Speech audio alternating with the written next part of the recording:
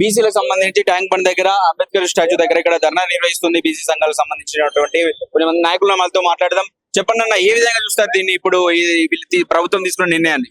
నా పేరు రామూర్తి గౌడ్, బీసీ యువజన సంఘం రాష్ట్ర అధ్యక్షుడు. ఈ రోజు మీరు ఇక్కడ ఎందుకు సమావేశం కావడం జరిగిందంటే, కాంగ్రెస్ ప్రభుత్వం ఎన్నికల మేనిఫెస్టోలో ప్రకటించినటువంటి విధంగా బీసీ కులగణన జరిపి రిజర్వేషన్ పెంచి స్థానిక సంస్థల ఎన్నికలు నిర్వహిస్తా అని చెప్పింది. కానీ ఈ రోజు మొన్న అదే ప్రభుత్వం అధికారంలోకి వచ్చిన తర్వాత ఏం మాట్లాడుతుందంటే, జూలైలో స్థానిక సంస్థలు ఉన్నాయని చెప్పింది. అది రేవంత్ రెడ్డి గారు మాట తప్పిన విధంగా మేము అందరం కూడా భావిస్తున్నాం. బీసీలో యావత్ బీసీ ప్రజానికం కులగణన జరిపి స్థానిక సంస్థల ఎన్నికలు నిర్వహించాలనుకున్నాం, కానీ ఈ రకంగా మోసంగా చేస్తారని అనుకోలే. దానికి ఇవాళ చట్టవిరుద్ధంగా మేము అందరం కూడా ఇక్కడ ఏదైతే మొత్తం నిరసన కార్యక్రమాలు తీయడం జరిగింది. రాహుల్ గాంధీ లాంటి కాంగ్రెస్ పార్టీ ప్రధానమంత్రి అభ్యర్థి అయినటువంటి రాహుల్ గాంధీ లాంటి వారే రాష్ట్రాలు తిరుగుతూ ఏం మాట్లాడుతున్నాడంటే, స్థానిక సంస్థల్లో బీసీలకు రిజర్వేషన్లు పెంచాలి, ఇలా విద్యా వైద్య ఆరోగ్య రంగాలలో కూడా వాటా కల్పించాలి, వెనుకబడ్డ బీసీలను ముందు తరం తీసుకుపోవాలి, బడ్జెట్ లో కూడా కేంద్ర బడ్జెట్ లో కూడా వాటా కల్పించాలని చెప్పేసి రాహుల్ గాంధీ గారు సాక్షాత్ అంటుంటే, ఈ ఎన్నికలలో వాగ్దానాలు ఇచ్చి ఎన్నికల మాట తప్పి ఈ రోజు రేవంత్ రెడ్డి గారు జూలైలో ఎన్నికలు పెడతా అని మాట్లాడుతున్నాడు. అది చాలా తప్పు. ఎందుకంటే నువ్వు యావత్ బీసీ ప్రపంచాన్ని మోసం చేసినట్టు అవుతుంది. మేమందరం కూడా ఒక ఆశతోటి మీకు ఓట్లేసి మేము అధికారం తీసుకొచ్చినాం. ఇదే కనుక నువ్వు వెనుక తీసుకోకపోతే ఈ రాష్ట్రం అగ్నిగుండంగా తయారవుతుంది. దానికి ఇప్పటి నుంచే మేము అందరం కూడా యూనివర్సిటీ కానీ అన్ని యూనివర్సిటీలో నెక్స్ట్ మేము కార్యాచరణ జరుస్తామని చెప్తూ డిమాండ్ చేస్తా ఉన్నాం. ఉన్నటువంటి సందర్భంలో ప్రభుత్వం మొండిగా కనుక రిజర్వేషన్ అమలు చేయకుండా డైరెక్ట్ ఎలక్షన్లకు వెళ్తే మీరు నిర్ణయం ఎలా ఉంటుంది? రాష్ట్ర వ్యాప్తంగా ఆందోళన నిర్వహించే అవకాశం ఉందా? ఇప్పటికే మేము చెప్పినాము, జూన్ 15వ తారీఖు నాడు మరి చలో సెక్రటరీ కార్యక్రమం పిలవడం జరిగింది. అట్లాగే ఇందిరా పార్క్ దగ్గర మహాధర్నాన్ని వేలాది మంది తోటి జూన్ 8వ తారీఖున నిర్వహించబోతా ఉన్నాము. పెద్ద ఎత్తున జిల్లాలో కూడా మరి సన్నాహక సమావేశాలు నిర్వహిస్తా ఉన్నాము. మేము రేవంత్ రెడ్డి గారి విజ్ఞప్తి చేస్తున్నాము, మీరు ఇచ్చినటువంటి హామీని కామారెడ్డి డిక్లరేషన్ లో భాగంగా 42% మరి స్థానిక సంస్థల్లో రిజర్వేషన్ ఇచ్చి మేము కులగణన చేస్తాము, కులగణన చేయడం ద్వారా స్థానిక సంస్థలు రిజర్వేషన్ పెంచుతామని చెప్పేసి మీరు హామీ ఇచ్చిండ్రు. 23,000 మందికి ప్రాతినిధ్యం ఇస్తామని చెప్పేసి బీసీలకు మీరు హామీ ఇచ్చిండ్రు. ఆ హామీతోటి బీసీలందరూ కూడా మీకు ఓట్లేసిండ్రు. ఇలా ఓట్లేసే యంత్రాల బీసీలు అని చెప్పేసి నేను అడుగుతా ఉన్నాను. మీరు స్థానిక సంస్థల ఎన్నికలు ఎట్లా నిర్వహిస్తారు? కులగణన చేయకుండా 6 నెలలు ఆగితే మీకు ఏం పోతుందని చెప్పేసి నేను రేవంత్ రెడ్డి విజ్ఞప్తి చేస్తున్నాను. ఏ నొప్పి అయింది మీకు రేవంత్ రెడ్డి గారు? ఏం బాధ అయింది? 6 నెలలు మీరు ఆగలేదా? 6 నెలలు మీరు ఆగలేరా? కేవలము 6 నెలలు ఆగి ఇలా కులగణన చేసి సైంటిఫిక్ గా బీహార్ లో చేస్తున్నారు, కర్ణాటకలో చేసిండ్రు, బ్రహ్మాండంగా కులగణన చేసి రిజర్వేషన్ పెంచడం జరిగింది. మీరు చేయకుండా, రిజర్వేషన్ పెంచకుండా, ఇలా కులగణన చేయకుండా స్థానిక సంస్థల ఎన్నికలకు వెళ్తే మీరు ఇచ్చినటువంటి హామీ ఇలా మేము నష్టపోతాము. కాబట్టి మేము రేవంత్ రెడ్డికి విజ్ఞప్తి చేస్తా ఉన్నాము, మిమ్మల్ని డిమాండ్ చేస్తా ఉన్నాము, మీరు ఖచ్చితంగా 42% ఇవ్వండి. ఇవ్వడం కోసం ఇమీడియట్ గా మీరు కులగణన చేయండి. కులగణన చేసి స్థానిక సంస్థల్లో మాకు రిజర్వేషన్ పెంచండి, మాకు ఎంబీసీ మంత్రిత్వ శాఖ ఇవ్వండి, మాకు 1,00,000 కోట్ల బడ్జెట్ కేటాయించండి. అట్లా కేటాయించకుండా రైతులు మోసం చేసినట్టు, 6 గ్యారంటీల పేరిట తెలంగాణ ప్రజలు మోసం చేసినట్టు, 420 హామీల పేరిట తెలంగాణ ప్రజలు మోసం చేసినట్టు బీసీలు కూడా మీరు మోసం చేస్తే బీసీలు సహించే పరిస్థితి లేదు. బీసీలు ఎడ్డోళ్ళు గారు, ఈ రోజు చైతన్యమైనటువంటి వాళ్ళు, మా రక్త తర్పణం ఉన్నది, మా రక్తం ఉన్నది, తెలంగాణ పోవడంలో మా దొడ్డి కుమార్ చనిపోయాడు, మా చైతన్యమ్మ అమరత్వం ఉంది, మా సర్వై పాపన్న అమరత్వం ఉంది, మళ్ళీ దశ పోరాటంలో మా బల్లి లలిత ముక్కలైంది, మా సాంబశివుడు హత్య కాబట్టాడు, మా శ్రీకాంత్ సారి ఆత్మ బలిదానం చేసుకున్నాడు. కాబట్టి మీరందరూ కూడా ఒక్కటి మేము విజ్ఞప్తి చేస్తున్నాం, బీసీల ఐక్యం కావాల్సిన అవసరం ఉంది. ఈ రోజు పార్టీలకు అతీతంగా, రాజకీయాలకు అతీతంగా మనమంతా ఐక్యం కావాల్సిన అవసరం ఉంది. అలా తెలంగాణ ఉద్యమంలో ఎట్లయితే భాగస్వామ్యమో ఈ రోజు బీసీల హక్కుల కోసము మనం పోరాటాల్సిన అవసరం ఉంది. తెలంగాణ వాదం, బీసీ వాదం ఒకటే, తెలంగాణ వాదం, బహుజన వాదం ఒకటే, తెలంగాణ వాదం, బహుజన వాదము ఐక్యం కావాల్సి ఉందని చెప్పేసి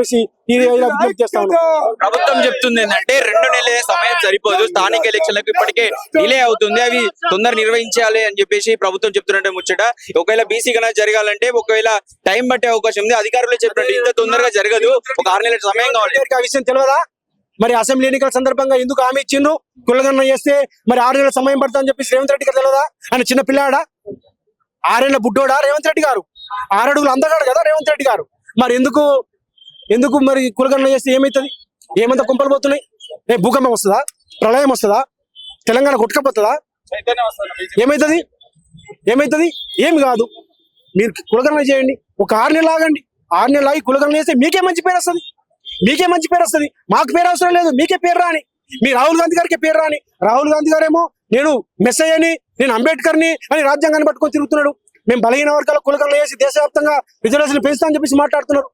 అదేం చేయకుండా మీరు రాహుల్ గాంధీ గారి మాటలు కూడా మీరు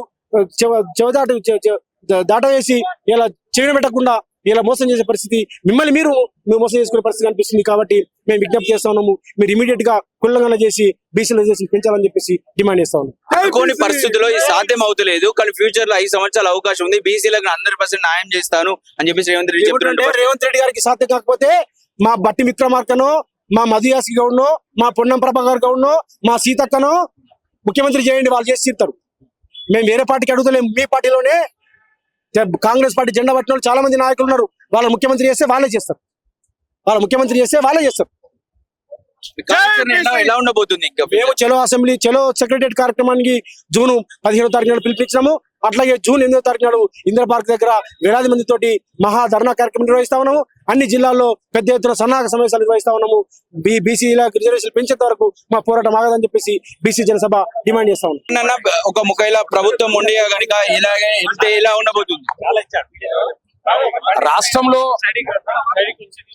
రాష్ట్రంలో ఆడివేడిగా రిజర్వేషన్ల విషయము పరిగెత్తుతా ఉంది. రాష్ట్రంలో బీసీలు మొత్తం తెలుసుకోవాల్సినటువంటి విషయం ఏంటంటే, ఇలా రేవంత్ రెడ్డి గారు స్థానిక సంస్థలో రిజర్వేషన్లు పెంచిన తర్వాతనే నేను ఎన్నికలకు వస్తానని చెప్పేసి మాట ఇచ్చిండు. అటువంటి మాటను నిలబెట్టుకోవాలి. మాట తప్పితే గద్దె దిగాలి. పోరాటాల నుంచి వచ్చినటువంటి రేవంత్ రెడ్డి గారు, మీరే మాట తప్పితే ఒక రాష్ట్ర ప్రథమ పౌరుడు ముఖ్యమంత్రి అంటే ప్రథమ పౌరుడు మాట తప్పుతాడా? ఎన్నికల ముందు ఇచ్చినటువంటి మాటను రిజర్వేషన్ల మీద బీసీలను చిన్న చూపు చూస్తున్నావు. బీసీలు ఓట్లు వేసే యంత్రాలు కాదు, పల్లెకిల్లి మోసే బోయిలు కాదు, జిందాబాదులు కొట్టే కార్యకర్తలు కాదు, రాజకీయ బానిసలు కాదు. అందుకే రేవంత్ రెడ్డి గారు ఇచ్చినటువంటి మాటను తక్షణమే నిలబెట్టుకోవాలి. లేకపోతే మాత్రం సెక్రటరీని గాని ఆయన ఇంటిని గాని ముట్టడిస్తాం. ముట్టడించడంలో మీరు దిట్ట. ఎందుకంటే ఇవాళ మీ పంతం నెగ్గడానికి, మీ పార్టీ పంతం నెగ్గడానికి, మీకు న్యాయం జరగడానికి మీరు సెక్రటరీ గోడలు దుంకి మరి సెక్రటరీ అసెంబ్లీ ఇవన్నీ ముట్టడిచ్చారు.